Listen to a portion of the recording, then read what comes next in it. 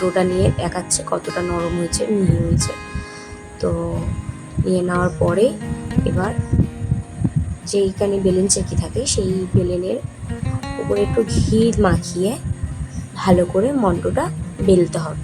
তো দেখলে বেলে নিল, একটু মোটা করে বেলে নেওয়ার পরে বৌদি গোল শেপটা করতে পারিনি, গোল শেপ আনার জন্য এটা বাটি বসিয়ে শেপ করে নিল। তোমরা দেখতেই পাচ্ছ। তো কেমন হচ্ছে প্লিজ কমেন্ট করে বলো, ভালো লাগলেও বলো, খারাপ লাগলেও বলো।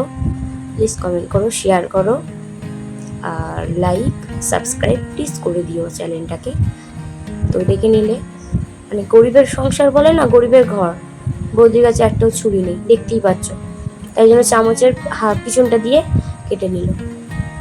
তো প্রথমে এবার কড়াতে তেল দিয়ে নিল, তেলটা গরম হতে থাক। তো দেখতে পাচ্ছ স্টেপগুলো নিয়ে নিল।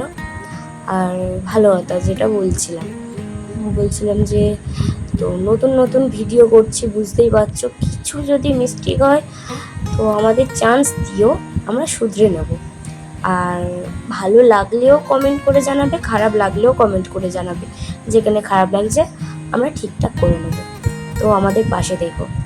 বৌদি এর চারকোনাও সেভ করলো, আর যেরকম ল্যাংচা হয়, লেডিকেনি বলে যেটাকে, সেরকম সেভ করলো। দেখতেই পাচ্ছ গরম তেলের মধ্যে দিয়ে দিল।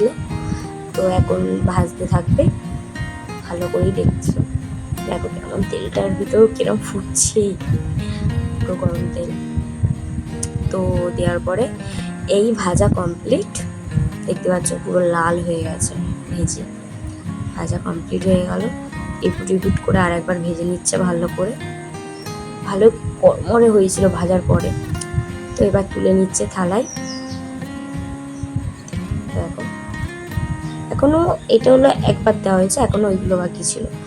তো তারপরে 1 থেকে 2 কাপ মতো জল নিয়ে তাতে 1 কাপ বা 1.5 কাপ এরকম চিনি দিতে হবে। চিনি দিয়ে চিনির সিরামটা বানিয়ে নিতে হবে। চিনির সিরামের ভিতর এলাচ দিতে হবে, তেজপাতা দিতে হবে। তো আমরা সেটা দেখাতে ভুলে গেছি, তেজপাতা দিইনি, কিন্তু এলাচটা অবশ্যই দিতে হবে একটা সেন্টের জন্য। দেখতে পাচ্ছ বৌদি দিয়ে দিল ওটার ভিতর। আমি আসলে দেখাতে না ভুলে গেছিলাম, তোমাদের তো কিছু মনে করো না। তো দেওয়ার পর কিছুক্ষণ ঢেকে রাখতে হবে। ঢেকে রাখার পরে এই হলো ল্যাংচা, না কি বলে আমি জানি না, তোমরা কমেন্ট করে বলো এটাকে কি বলে। তো এটা হলো ফিনিশিং, লাস্ট ফিনিশিং। আমাকে খেতে দিয়েছিল, তো আমি খাওয়ার পর রিভিউ দেব, দেখতেই পাচ্ছ।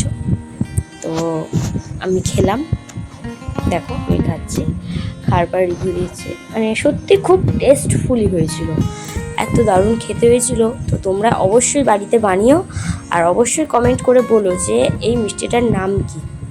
ঠিক আছে, বৌদি এই নতুন বানালো, ফার্স্ট টাইম বানালো, খুবই টেস্টফুল হয়েছে। তো দেখে নাও মিষ্টিটা, আর যদি ভালো লাগে একই কথা, প্লিজ কমেন্ট, লাইক, সাবস্ক্রাইব করে